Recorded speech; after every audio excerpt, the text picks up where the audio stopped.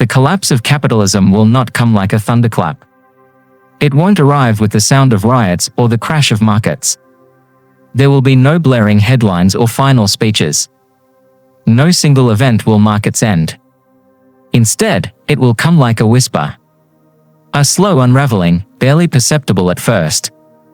A subtle shifting of belief, a quiet erosion of trust. Not in currencies or governments, but in the narrative itself. You see, capitalism isn't just an economic system. It's a story. A myth we've all been cast in.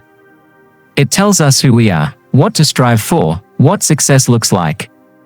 It feeds not only on production and profit, but on human psychology. It requires belief the way a fire needs oxygen. And as long as we believe, wholeheartedly, passively, unconsciously, it burns bright. But the moment doubt creeps in, the moment the story begins to feel hollow, the moment people quietly stop buying in, that's when the foundation begins to tremble. This collapse won't be televised. It will be felt. In late-night anxiety. In the hollow exhaustion after another day of chasing goals that never bring peace.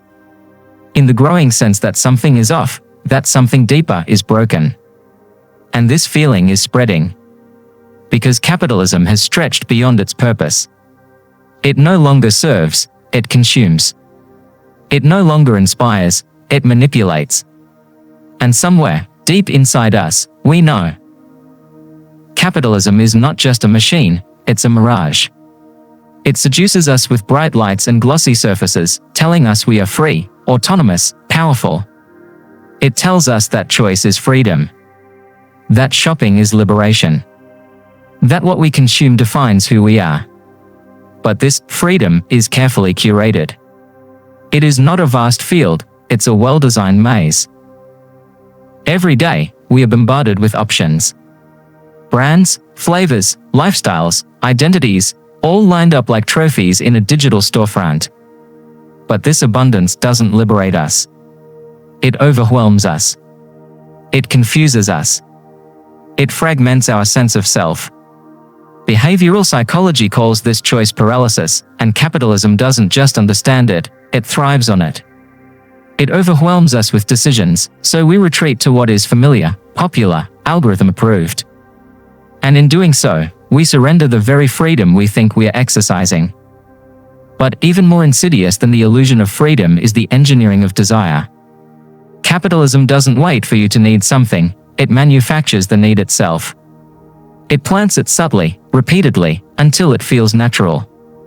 It uses predictive algorithms that know your impulses better than you do. It studies your fears, your cravings, your loneliness, and packages solutions that only create more dependency. What we buy is rarely what we need. It's a placeholder for something deeper, acceptance, identity, belonging.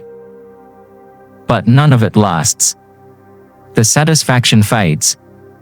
And so we return, again and again, hoping that the next thing will finally make us feel whole. This is not consumption. This is spiritual hunger, moneized. Embedded deep within the capitalist dream is a seductive promise that hard work will lift you. That effort equals reward. That anyone, no matter where they start, can rise. This is the myth of meritocracy, the grand illusion that keeps the engine running. We are taught to believe that success is a reflection of virtue. That those at the top deserve to be there. That failure is the result of laziness, not circumstance. But this is not truth, it is programming. A powerful psychological illusion reinforced through school systems, corporate culture, and even entertainment. It aligns with a cognitive bias known as the just world fallacy, the comforting but false belief that the world is fair, that people get what they deserve.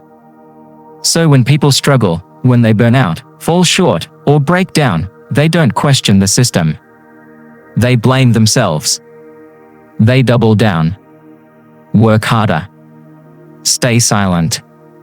All while the true beneficiaries of the system move quietly in shadows, connected by networks, buoyed by inheritance, protected by a game most never get to see, let alone play. Meritocracy is not a ladder, it's a stage set. The few who rise through sheer talent are held up as proof that the system works, while the countless others who fall are swept aside, never realizing the rules were never written for them. This illusion keeps people striving, consuming, and blaming themselves for not reaching a dream that was never truly accessible. If the old economy was built on labor, the new one is built on attention. Your focus is no longer just important, it is currency. The most powerful corporations in the world are not oil companies or manufacturers. They are data farms, screen dealers, dopamine merchants. The product they sell? You. Every scroll, click, and pause is tracked. Every moment of eye contact with a screen is monetized. You are not using social media, you are being used by it. These platforms are not neutral tools. They are hyper-optimized behavioral machines designed to keep you addicted, divided, and distracted. Because your attention, fragmented, reactive, unconscious, is incredibly profitable. This is the new battlefield. It's not fought with weapons, but with algorithms. It doesn't aim to kill you, it aims to occupy you. To fill every quiet moment, every restless pause, with a distraction just loud enough to drown out your own thoughts. In this world, silence is a threat. Stillness is resistance. And reflection is dangerous. The consequences are everywhere: skyrocketing anxiety, eroded concentration, a generation unsure of who they are without a screen. This isn't a byproduct of technology, it's the business model. They don't want you centered. They want you scrolling. Because the longer you stay, the more you can be sold. And now, we reach the breaking point, not economic, but psychological. Capitalism, in its current form, demands a pace, a scale, a growth that human beings cannot sustain. We are finite creatures, wired for rhythm, for slowness, for connection. But the system asks us to go faster, to do more, to never rest. It turns burnout into a badge of honor.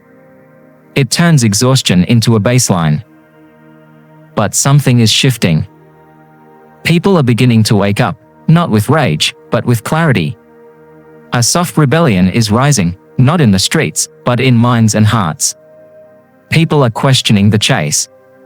They are asking, what am I really working toward? Who benefits from my exhaustion?